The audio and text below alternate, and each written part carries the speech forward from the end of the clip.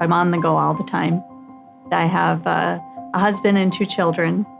We like to go hiking and do a lot of walking. Throughout my whole life, I've always had neck and back pain, but about a year and a half before I met Dr. Donahue, it started to get worse. She had symptoms of pain in her neck, particularly on her left side. She had some, pain in the upper part of her chest area, also down the arm. She had numbness and tingling down her arm. I was still trying to do my day-to-day routine, but it was getting to be pretty limiting and frustrating. I wasn't able to run anymore. Even just walking, I'd have to hold my arm off to the side. I would say I wasn't being my best self.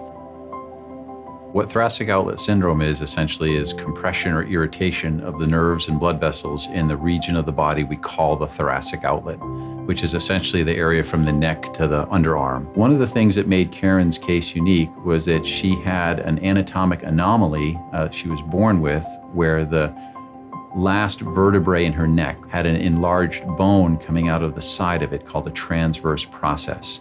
That abnormal bone was projecting out into the thoracic outlet and essentially taking up a lot of space in an area that's already very crowded. It was interesting, almost at the same time, in this journey of trying to figure out what was going on, my primary care and chiropractor both referred me to Dr. Donahue. So I felt that he explained things really thoroughly from the get-go. He let me know what I should be expecting really throughout the whole experience.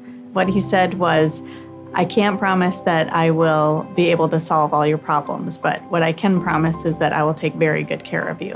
And knowing that how he said it was so sincere, it really stuck with me. Her surgery involved removing not only that abnormal bone, that transverse process, but also the first rib of her rib cage in order to create as much space as we can for the nerves and blood vessels.